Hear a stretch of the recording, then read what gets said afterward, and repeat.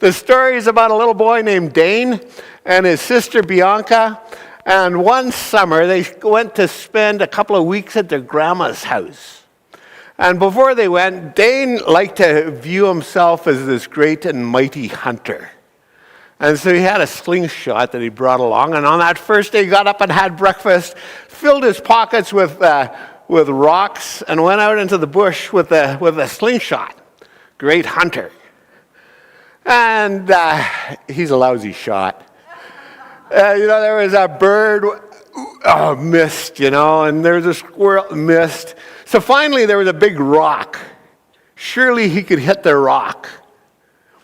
Missed. He's standing right in front of a tree, and he couldn't even hit that.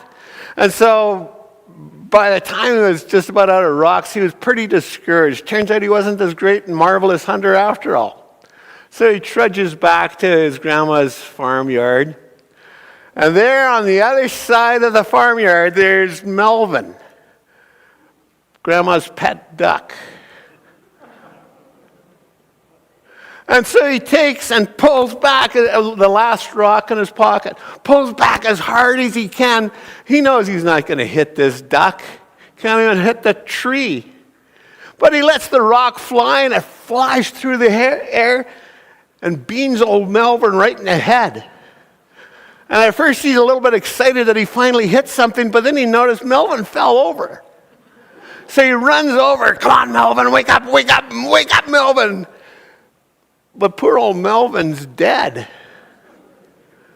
And so he looks around. There's nobody watching. Grabs old Melvin by the legs and pulls him into the bush.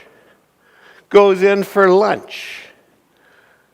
And after lunch, Grandma explains, your kids are here for a couple of weeks. You're going to have to take turns doing dishes.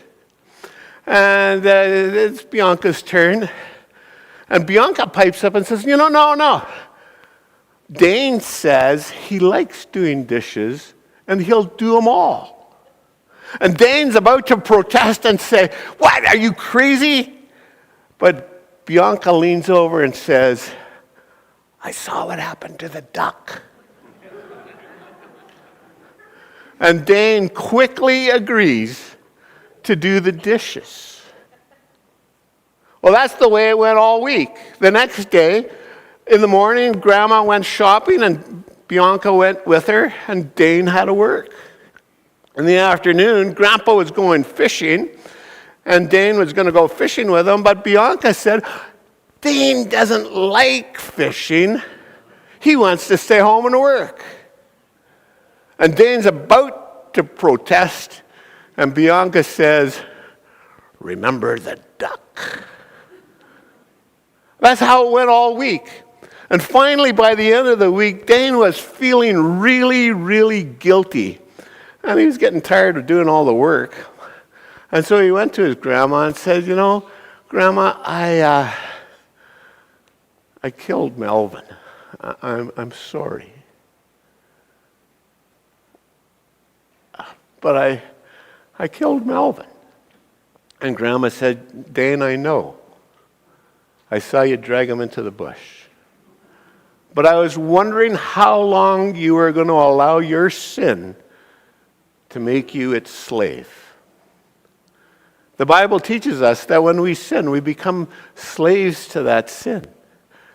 But the Bible also teaches that God has given us a way to freedom, that Jesus died to pay for our sin. And that if we confess our sins, if we admit what we've done, tell God, we're set free. He forgives us, and we're no longer slaves. And so Dane didn't have to do all the dishes the second week. We're set free from the things that bind us because of Jesus Christ.